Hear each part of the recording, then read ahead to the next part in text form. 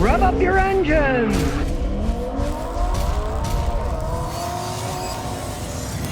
K-Beats says, Scotty, what do you think of those Lexus turbo 4-cylinders and the NX200T? How do they hold up? I just like normal engines. Turbos wear out faster. Yes, they're faster, but they wear out faster. I'm older. I generally drive 5 miles over the limit. If it's 70, I'll go 75. If it's 60, I'll go 65. Except here in Rhode Island, everybody drives like maniacs. You're going 5 over the speed limit, and people are passing you about 30, 40 miles an hour faster than what you're doing. They're wild here on the East Coast. I guess they're so cramped in that whenever they get on the highway, they go as fast as they can. They're not bad engines, but I don't particularly like that engine in that car. I think they're kind of tinny when I work on them, and I took my wife for a ride with them. She's got a 20-year-old ES 300, a 6-cylinder Lexus, right? She gets in those. She doesn't like them. She says, I don't like the way it rides. I don't like the engine. Doesn't feel right. She really likes her old 20-year-old car better than the 2-year-old NX200T. Now, they hold up okay if you change your oil all the time. Don't listen to any crap anybody tells you. Still change the oil, say, every 6,000 miles or so. Use full synthetic and change it every 6 because it is a turbocharged engine. Oil is cheap. Engines and turbos cost a lot of money. And in a Toyota, they're well made. And if the engine ever finally does break, it breaks way after the warranty's over and it's going to come out of your pocket. So do that with any turbo engine. DG said, Scotty, I got an '06 Scion XA, 90,000 miles. The transmission fluid has never been changed by the previous owner. Should I change it? I would. Because it's a Toyota. They are different than the American. If it was an American car, I'd say you're really taking a chance. If it's a Chevy or a Chrysler, you're really taking a chance. With Toyotas, no. You probably see it doesn't even look that bad. And one time, just for giggles, I had a customer, and they wanted to do it. They had a Toyota Corolla, and it had like 240,000 miles, and the fluid had never been changed. It was a little dirty, right? I changed it. No problems. It worked perfectly fine. There are different types of transmission. They really don't get the problem when you change the fluid like other manufacturers do. Like I said, if it was a Chrysler, GM, no, I wouldn't. I wouldn't chance it. It might start slipping. But that, no. Just be sure you use the Toyota fluid. You don't want to mix and match automatic transmission fluids. The fluid you can buy at the Toyota dealer for that's like, I don't know, $5.80 a quart or something. It's not that expensive. Use the Toyota fluid. April Kerr says, Scotty, got a 2016 high mileage Hyundai Accent that burns oil. I've already placed a PC valve. Please help. Well, unfortunately, you bought a Hyundai. As they age, they have a tendency of burning oil. If you want to see what it is, I can tell you how you can find out what it is. Have a mechanic do a dry and wet compression test. First, they take the spark plugs off and they do a compression test on all the cylinders. Then, they put a teaspoon of oil in each cylinder and then do another compression test. If the compression goes way up when it's wet with oil in it, that means the piston rings are worn out. If the compression doesn't go up all that much, it'll always go up a little bit because you're putting a little bit of oil, which will raise the compression a tiny bit.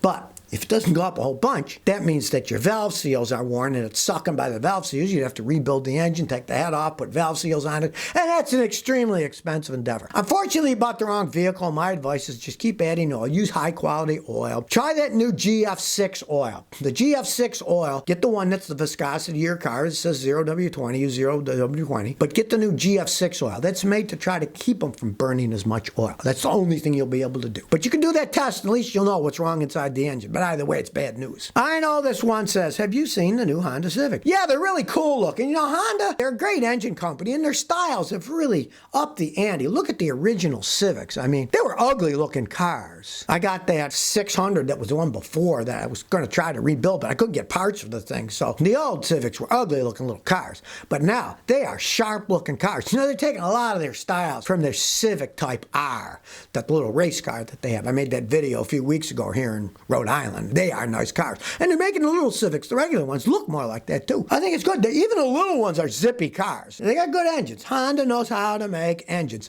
And their CVT transmission with that launch gear really works quite well. I haven't seen any problems with it yet. Turbo says, is the 2020 Civic Si a good, reliable sports car to modify? Yeah, if you want to, modify it to your heart's content. That thing was made to run. It's basically the poor man's Civic Type R. Now they're going $55,000 to $75,000. Guys are marking them up, the Type Rs. If you want a car you're going to drive all over the country, you're better off with the SI. A more humane suspension system. It doesn't race as much as the R1. It's not a miniature race car, but it can still go quite fast. And there are many modifications you can do to Hondas. It's a very good car if you want to modify something. You know, and you don't want to spend the money on a Type R. Kyle Penneguy says, Scotty, what do you think of the GM's 3-liter inline-6 diesel being put in a Silverado Tahoe? I think it's a good idea. Diesels put out torque, not horsepower, but torque. A real pickup truck is made for pulling, for torque. It's not a race vehicle. I know guys want to race them like the crazy Dodge Hellcat 1 that's got the giant 700-something horsepower engine in it. But that's overkill. You know, that's totally overkill. And anyways, they got them speed limited because they know people kill themselves in those things. But the diesels are good for pulling. And a straight 6-cylinder diesel is a very good engine. Some of the best diesels ever made were straight 6-cylinder diesels, whether they were Cummins diesels or the ones they put in big diesel trucks. It's a good design for a diesel engine. A lot of torque, but simplicity of 6 in a row. Less moving parts than a V engine. And you'd be surprised. You see a lot of the big diesel trucks on the road there. They're just 6-cylinder engines. They're not 8s. They're 6s. They can put out plenty enough pulling power. This thing is a pretty good idea. Zeratori says, Scotty, what are your thoughts on 1978 Chrysler 5th Avenue? Okay, that's when Chrysler was making their K cars, right? And those K cars, man, they were some of the worst cars that Chrysler ever made. That was Lee Iacocca's big thing. You know, they always talk about what a genius the guy was. Ha! That's all I got to say. Ha on that. Some genius. Ugly cars that fell apart. If, let's say, you like that style of a car and you want to fix one up, you can get them dirt cheap. They don't go for much. And you can still get parts for them, you know, if that's something you like. I mean, there's people out there that are rebuilding AMC Gremlins too, you know. They were weird looking cars, but somebody likes it. They want to rebuild it. Go right ahead. But they were absolute failures, those K cars. They were horrible, cheap. The transmissions would go out all the time. They were just terrible cars. Damon says, help. My car's AC fan turns on and off. Only when the AC is on, it makes the engine idle low. Well, the AC fan is only supposed to come on when the AC is on. When you're not running the AC, you'll have no fan, or when the engine starts to get hotter, then if you have 2 fans, the one fan will come on, and then on some cars, both fans will come on when the car gets hot enough. If it's making your car idle too low, because you're turning the AC on, you probably have a problem with your idle up valve. When you turn it up to the AC on, there's a valve that makes the engine idle a little faster because the compressor drags the engine, and it's generally set so it's supposed to idle just about the same speed. So if that idle up valve isn't working when you turn on the AC, the car will idle too low. Now, the other thing that'll do that is something you're not going to like. If your AC compressor is starting to wear out, it's dragging the engine too much, just dragging it too much. That would mean your compressor's starting to wear out, and eventually it would break and cost you a fortune to fix. They're not cheap things to fix. And there's no real test of got too much drag. There's no real way you can hook up a gauge.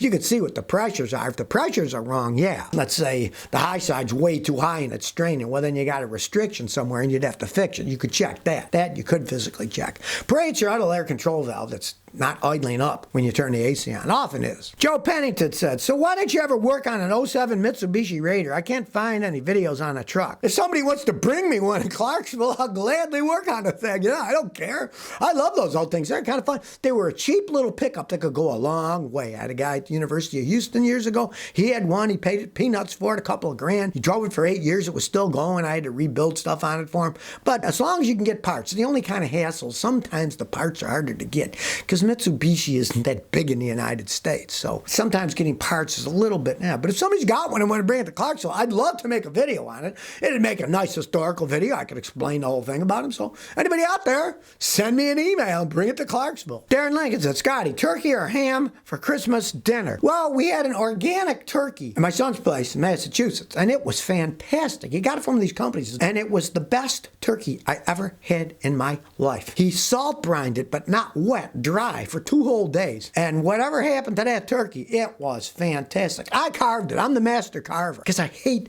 people that carve the turkey with big chunky pieces and knob pieces falling off. No, I like them nice and thin. So you carve them nice and thin. And it was a really good turkey. It held up. It tasted fantastic. Now for Christmas dinner, I go for a completely different thing. We're nuts about king crab legs. Not the little snow ones, the big king ones. It's Christmas. Celebrate. You know?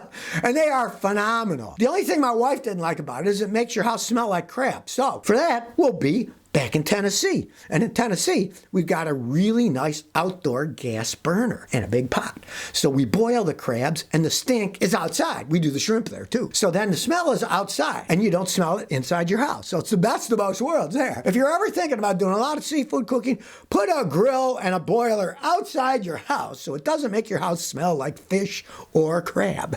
But we always have king crab Christmas and we love, everybody loves king crab. A little melted butter, that stuff's insane. So if you never want to miss another one of my new car repair videos, remember to ring that bell.